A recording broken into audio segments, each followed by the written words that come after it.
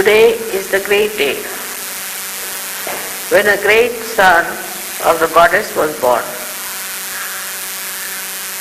At least it is celebrated today.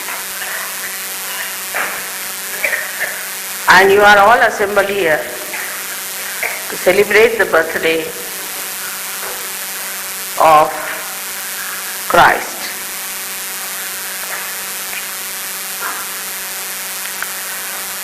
You already know how he came on this earth and what was his great work. But we must see to the subtle side of Christ. What was his power? Christ's power was of course Omkara. His power was Pranava. But the essence of Christ was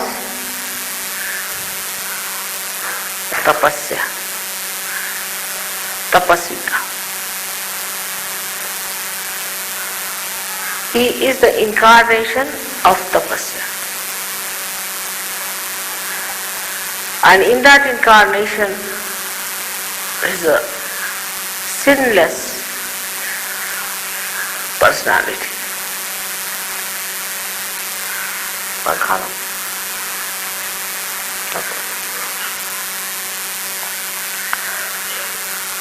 He is sinless.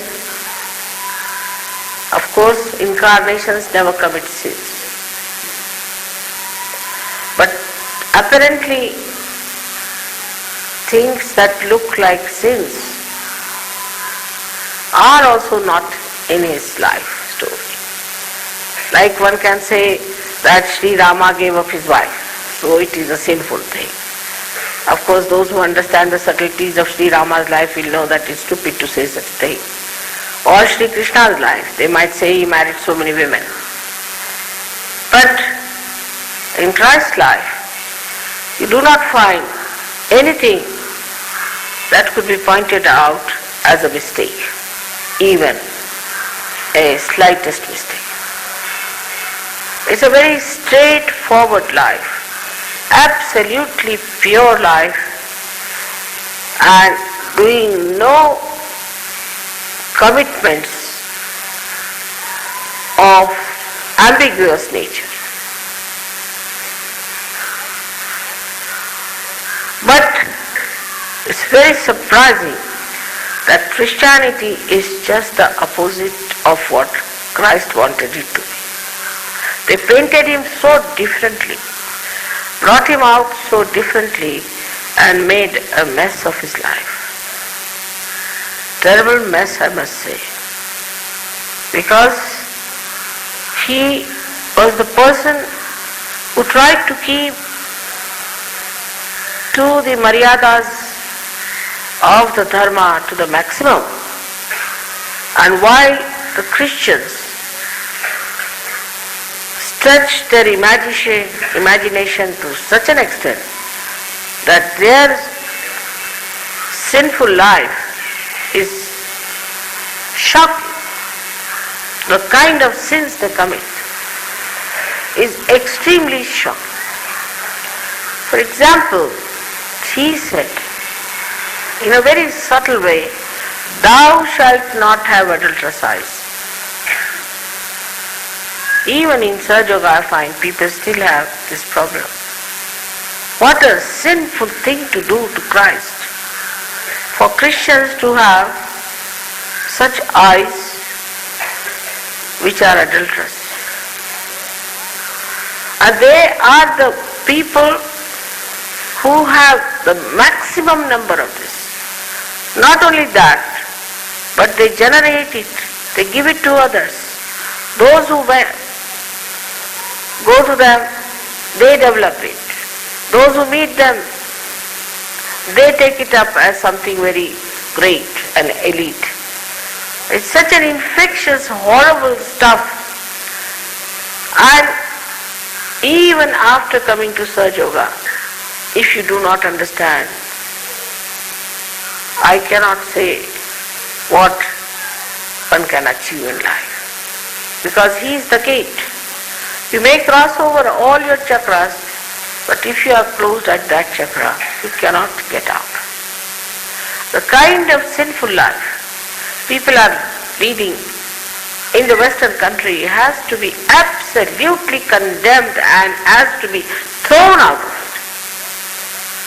And nobody should explain it. Nobody should say that it is something, it's just a sin and all right, Mother will forgive, all this kind of a nonsense. It's the greatest wrong you are doing to yourself and to Christ.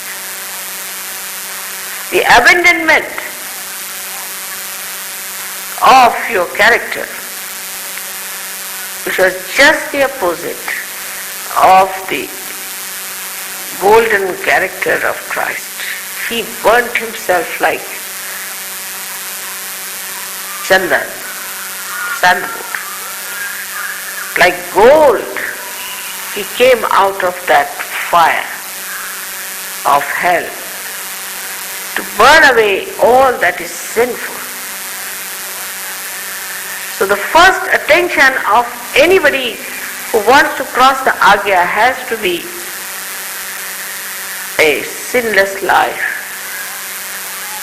And that is what one has to realize, that how in the West they have become all antichrist. On this day of his birth, one has to say that a great life, a great personality was not only wasted but perverted, misused. Just can't believe how can you use the life of Christ for doing all kinds of nonsensical things.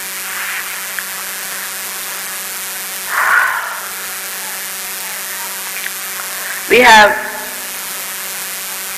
one instance where Christ converted water into wine. I can do it also. It's very easy. The wine is not the alcohol. Alcohol is the rotten wine. You have to rot it for days together, and the more rotten it is, the more old it is, then it is regarded as something very expensive. The whole idea is so ridiculous, so repulsive, absolutely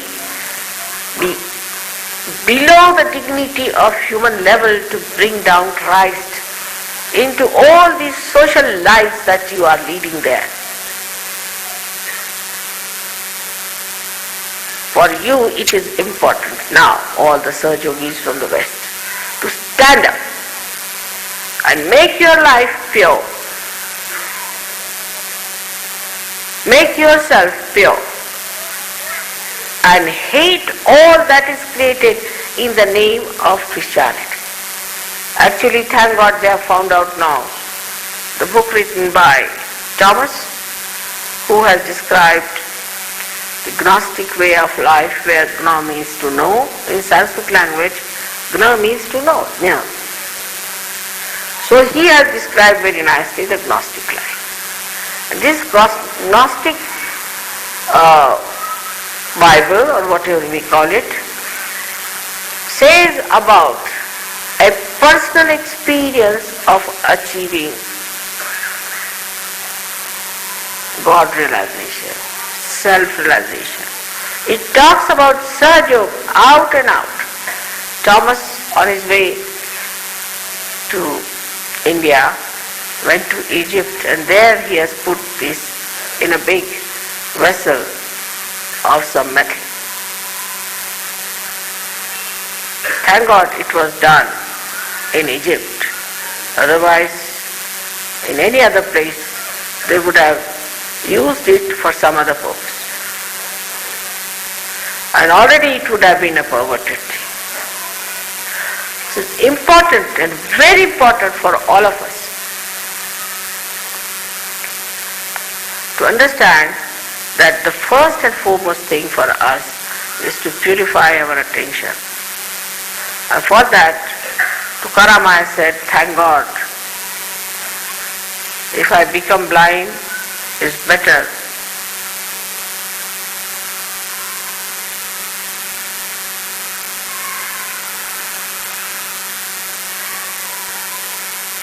He was born in a very humble place because he was a tapasvi.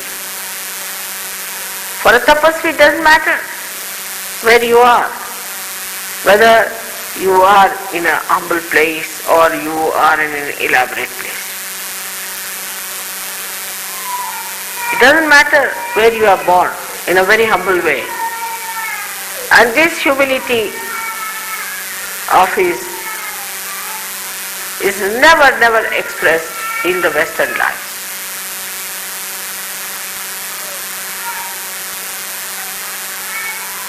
On the contrary, I find they despise people who are humble. The humble abodes are despised. Now it is for you people to bring back the glory of Christ, to bring back the dharma of Christ, to reflect the great image of Christ. When people say that you had no ideals, I'm amazed. Who could be a better ideal than Jesus Christ? Can't think of anybody better. But nobody tries to follow him, only try to use him for wrong purposes. Christmas means they are all must be drunk already everywhere. Already drunk. And maybe they might have had all kinds of programs to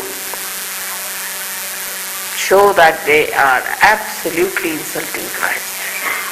So today we have to pray for them, that may God give them some sense not to do these things in the name of Christ. They can do in the name of Satan, is all right. But in the name of Christ to do all these things is extremely wrong.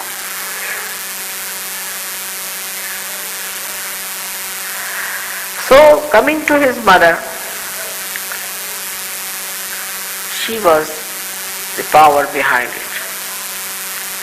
And in India still all those people who believe in Christ do respect her as something like a goddess. But other Indians who are not Christians really think her to be goddess. And they visit her temples all over.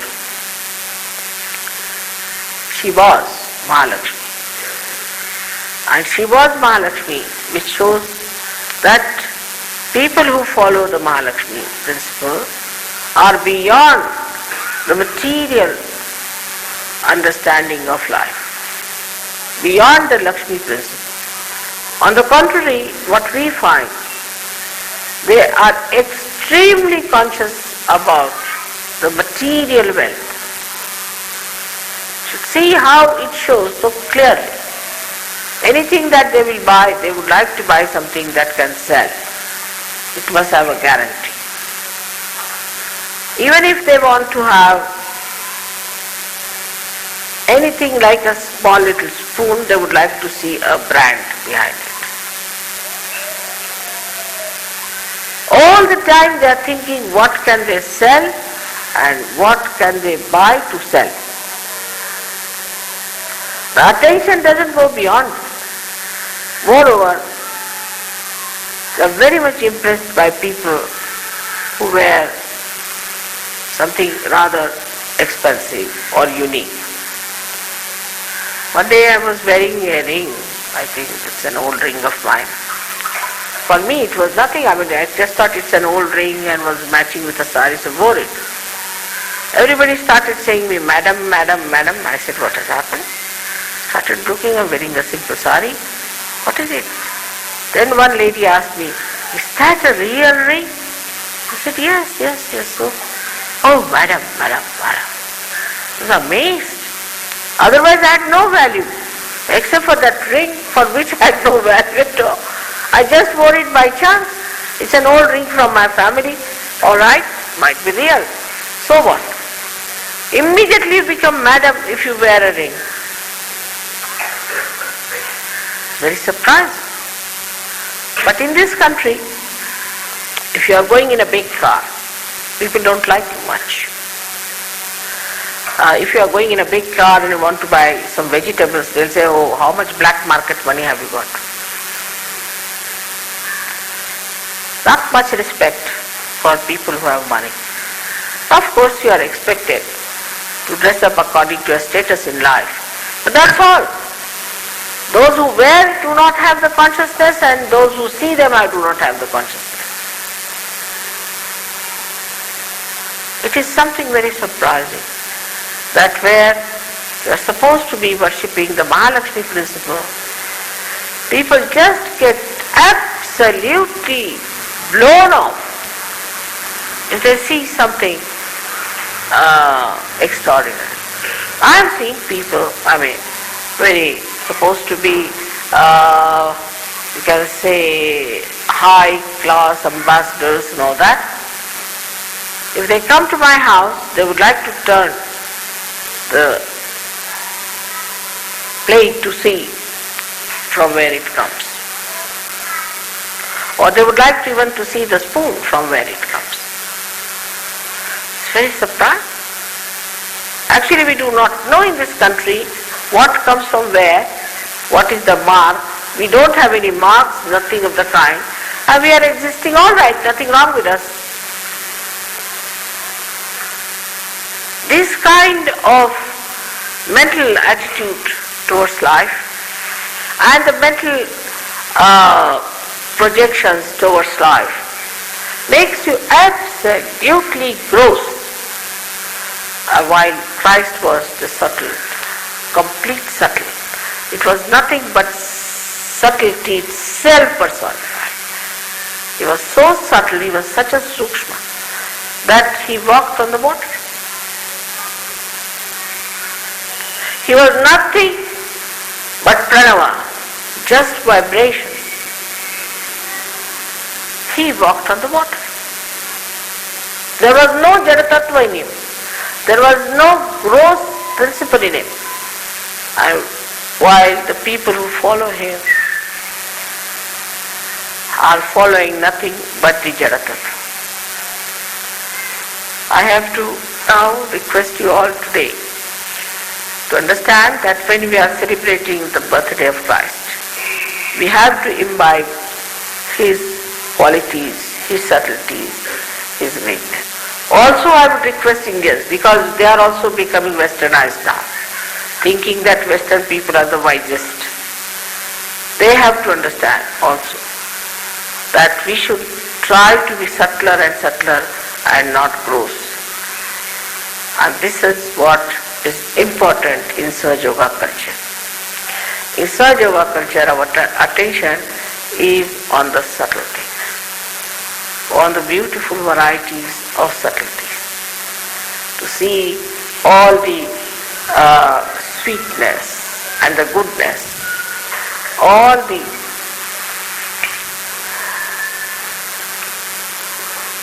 artistic, aesthetic projections of human mind, not the gross, not the grotesque. It's going to be a new culture for us. We have started the dharma all right, but every dharma has to have a culture, and we are the culture of sukshma, of the subtler life. Does that mean we should be untidy or anyway funny type, very funny looking people? Subtler people are the most beautiful, are the most congenial, are the most idealistic, and are the most honorable, like Christ. So for us, the ideal is Christ. Of course, I don't expect you to crucify yourself, but always willing to sacrifice, coping with all the discomforts and problems,